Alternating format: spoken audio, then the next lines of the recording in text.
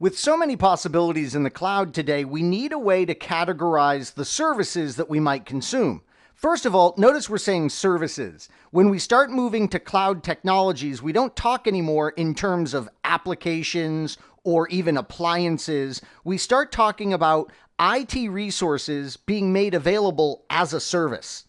Perhaps the most famous as a service that we're familiar with from cloud is software as a service. When we have an application and we make it available via cloud technologies, we know we get that broad network access, so we have anytime, anywhere type of access. And I also want to impress upon you one of the things that we love about this is that we can bring our own device to the party. Have you heard of BYOD, bring your own device? This means that whatever device that we are wanting to utilize, we can consume that component.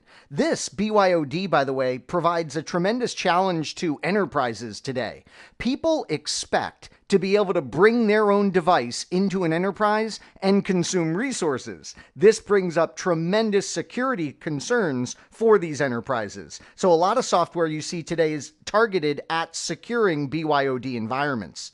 When it comes to software as a service, who's the target audience? Well, sure, it's the users of those applications. A prime example of this is Gmail, isn't it? With Gmail, we are going to access our email, hopefully, from anywhere, from any device, anytime. And email is an example of an application that works out great in the software as a service model.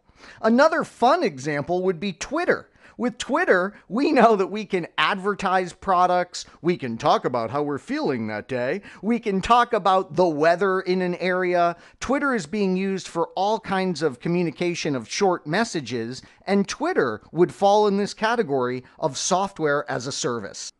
Now, the next category that we want to discuss is platform as a service. Platform. What does that mean? Well, what if I were to tell you that the target for this are developers? Oh, okay. Now we can kind of think about what this is. The platform as a service model will allow things like virtual machines giving a certain OS to be spun up quickly so that developers can test their applications against that operating system. And when I say operating system here, I don't want you to think just desktop operating system like Windows 10 or Mac OS Sierra or something like that. What I want you to think of too is mobile operating systems. Think about how a developer today would most likely need to test some universal app on the desktop, on a iOS device from Apple, on an Android device from Google. Lots of different platforms might need to be experimented with by the developer, and platform as a service seeks to make this super simple. Notice that web services are typically going to make the platform as a service available to our developers. So a lot of web services go into this. A great example of platform as a service, and I'll probably upset them if they hear this, is Microsoft's Azure. When Azure first started, it was the primary platform as a service for Microsoft application testing and things of that nature. Now, why I say Microsoft might be a little upset to hear me say this is they are currently working very hard to make their Azure platform also do other great as a service models, not just platform as a service. But we have to point out that it kind of began this way and is still very popular when it comes to Microsoft and now non-Microsoft technologies as a test platform for developers. Now, infrastructure as a service really tends to excite or scare the IT department. It scares them if they think they might lose their job because of infrastructure as a service, but hopefully that's not going to be the case, and they'll master cloud technology so they can learn how to do the infrastructure in the cloud. So the target here really is our IT administrators, and the purpose of IaaS is to make sure that we can do things like virtual machines in the cloud, load balancers in the cloud, DNS systems in the cloud, firewalls in the cloud. Whatever components of your IT infrastructure exist, there should be an infrastructure as a service component in your cloud provider to give that to you. A great example of this is the many services, some of which we've already looked at in AWS. The Simple Storage Service, or S3, the EC2 service that we looked at. These are all great examples of infrastructure as a service inside the Amazon Web Services portfolio. Now, are there other as-a-service models? You better believe there are. There's disaster recovery as a service.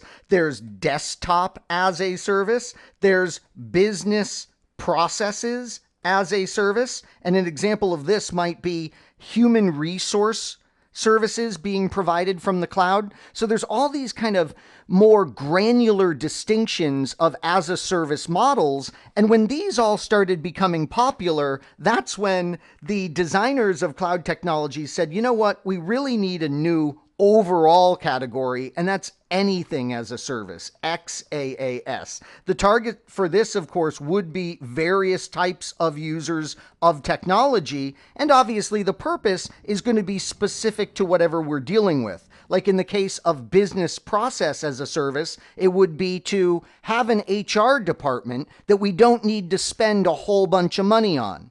This brings up one of those kind of ethical points about the cloud, by the way.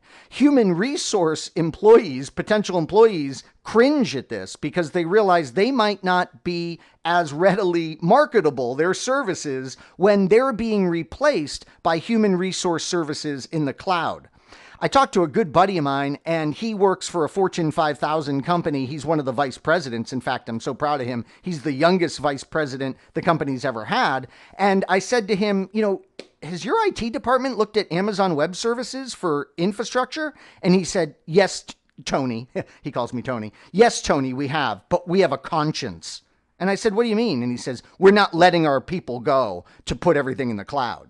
And I thought to myself, oh man, he needs to start retraining some of those people, but I just let the conversation end at that. So XaaS refers to anything as a service, and we're seeing more and more as a service models pop up as cloud technologies become more ubiquitous.